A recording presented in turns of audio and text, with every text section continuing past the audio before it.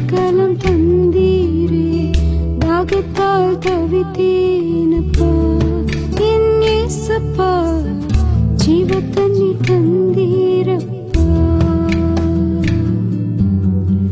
தாகத்தால் தவித்தேனப்பா என் இயேசப்பா, ஜீவ தண்ணீர் தந்தீரப்பா.